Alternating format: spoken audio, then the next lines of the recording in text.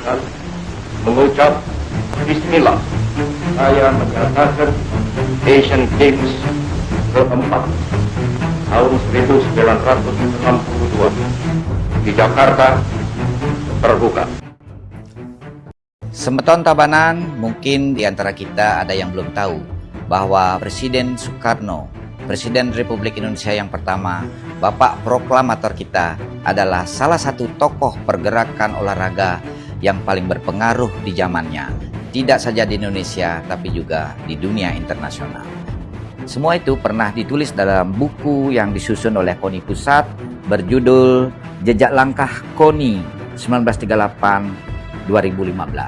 Dalam buku ini dijelaskan bahwa pada tahun 1950-an, Presiden Soekarno punya mimpi besar agar Indonesia pernah menjadi tuan rumah Asian Games, yaitu Asian Games keempat 1962. Dalam buku ini diceritakan bahwa dengan menjadi tuan rumah Asian Games keempat, harkat dan martabat bangsa Indonesia bisa terangkat di mata dunia. Persiapan pun dilakukan dan lobi-lobi internasional pun dijalankan oleh Bapak Presiden Soekarno waktu itu. Dan pada tahun 1958, melalui sidang pleno negara-negara anggota Asian Games Federation di Tokyo, akhirnya Indonesia berhasil terpilih menjadi tuan rumah Asian Games keempat yang akan diselenggarakan tahun 1962. Selanjutnya pada tahun 1959, Presiden Soekarno mengeluarkan kepres untuk dimulainya pembangunan Stadion Utama Senayan. Selain itu, di Komplek Olahraga Senayan juga dibangun beberapa venues olahraga lainnya agar semua cabang olahraga Asian Games keempat bisa dipertandingkan.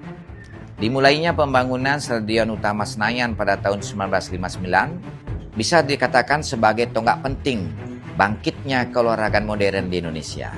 Stadion Senayan menjadi simbol bahwa Indonesia juga mampu menjadi tuan rumah penyelenggaraan olahraga internasional Asian Games keempat. Keberadaan Stadion Utama Senayan atau sekarang dikenal dengan Gelora Bung Karno hingga saat ini masih menjadi ikon utama olahraga modern di Indonesia. Semua atlet dan insan olahraga pasti sudah mengenal dan punya mimpi besar agar bisa bertanding di stadion utama ini.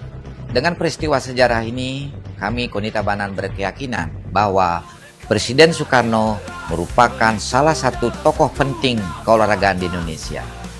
Keberadaan Stadion Utama Senayan atau Gelora Bung Karno hingga kini masih menjadi simbol keolahragaan modern yang masih berfungsi sentral di Indonesia.